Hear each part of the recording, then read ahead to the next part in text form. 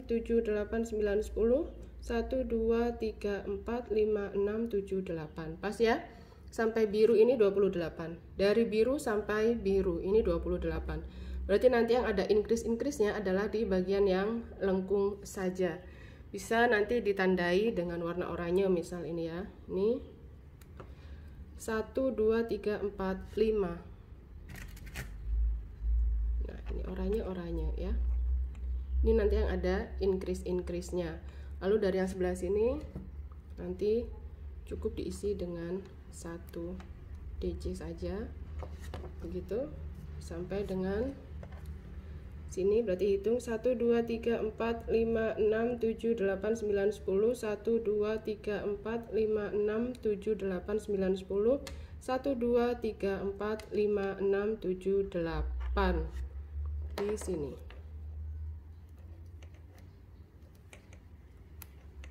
Lalu sini yang lengkung.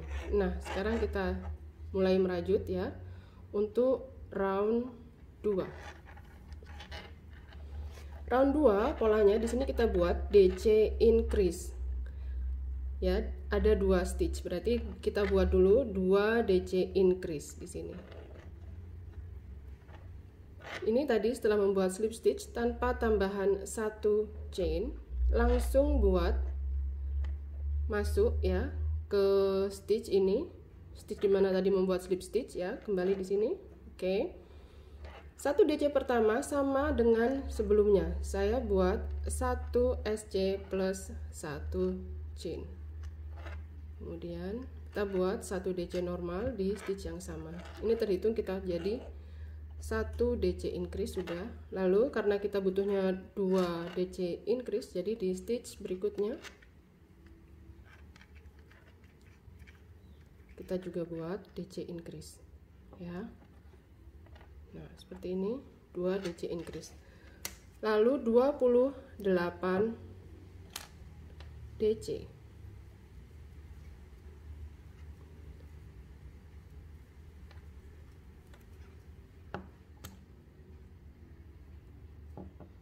Silahkan dibuat dulu. Dan ini adalah DC saya yang ke-28.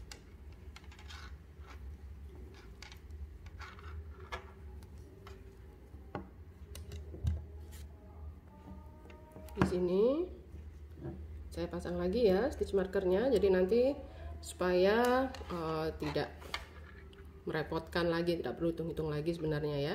Lalu di sini kita akan buat 5 DC increase dimulai dari yang ada stitch marker oranye ini. Sebentar, ini berisik ya. Saya tekuk aja deh. Nah, di sini DC increase yang pertama, pasang lagi stitch markernya.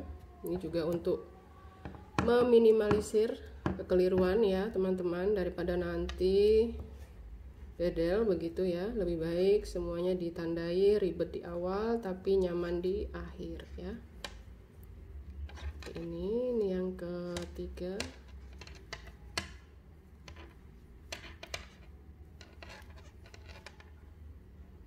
Satu, dua, tiga, empat, lima, enam ya, betul. Sudah yang ketiga DC increase. Ini DC increase yang keempat.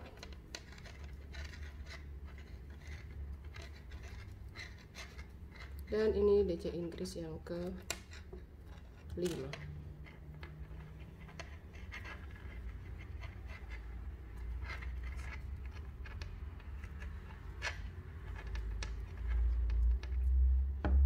Saya tandai di yang terakhirnya juga seperti ini. Lalu tinggal buat 28 DC lagi, dimulai dari yang ada stitch marker biru sampai dengan stitch yang ada stitch marker birunya lagi. Dibuat dulu sampai sini. Lalu di sini adalah DC ke-28 saya.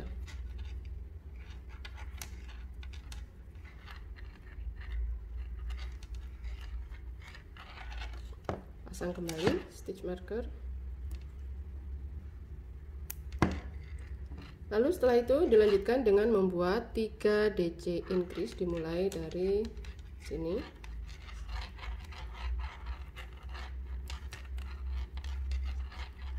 DC increase pertama,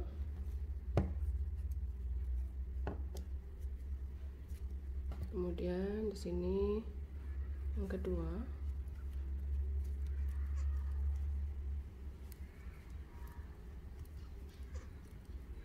kemudian yang ketiga adalah di sini.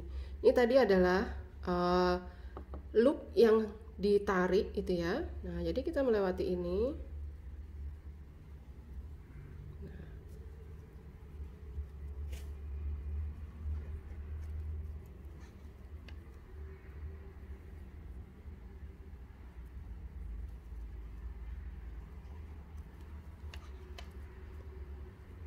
Seperti ini. Lalu kembali kita buat slip stitch ke DC yang kedua, bukan pada DC pertama tapi pada DC yang kedua. Tarik lagi dari arah belakang seperti ini.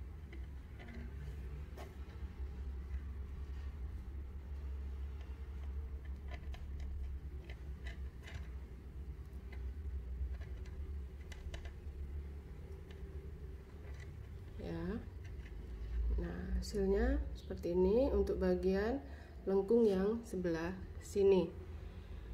Lalu di round 3 kita buat di sini, buat dulu ya.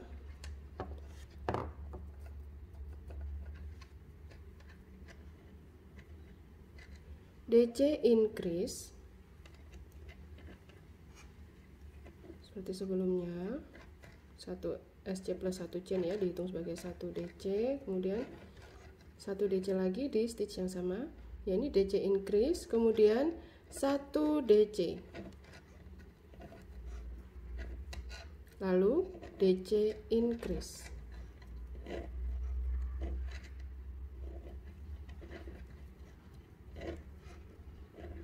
lalu setelah itu buat lagi 28 DC,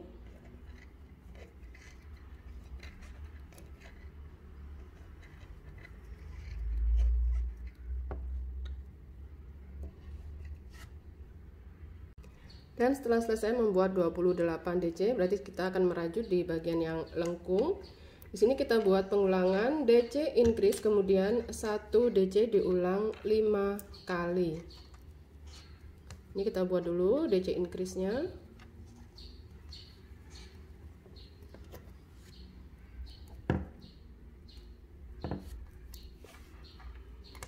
Kemudian 1 DC increase,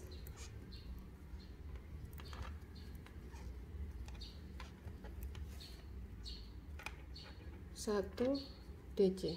Pengulangan yang kedua, DC increase,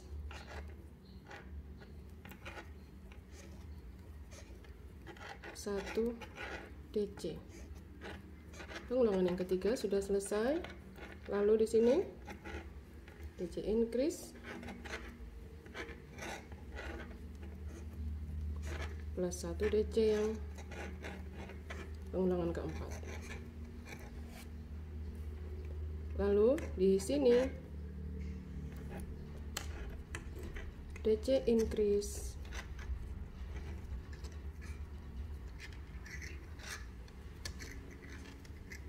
plus 1 DC pengulangan yang kelima. Saya pasang stitch marker. Nah, seperti ini. Kemudian kita lanjut dengan membuat 28 DC.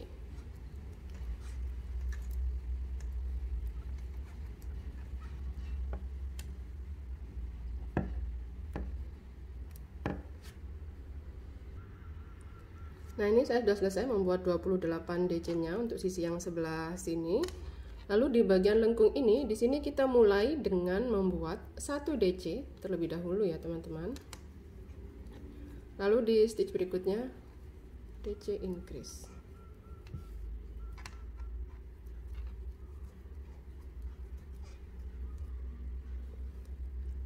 Sekali lagi kita buat sama 1 DC, kemudian DC increase.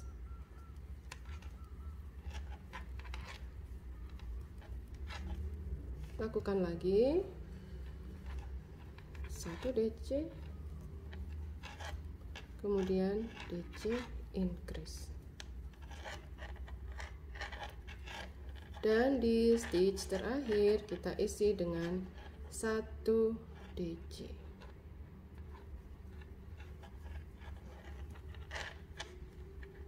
Nah, seperti ini. Lalu akhiri dengan membuat slip stitch ke DC yang kedua, 1, 2 dari arah belakang seperti sebelumnya.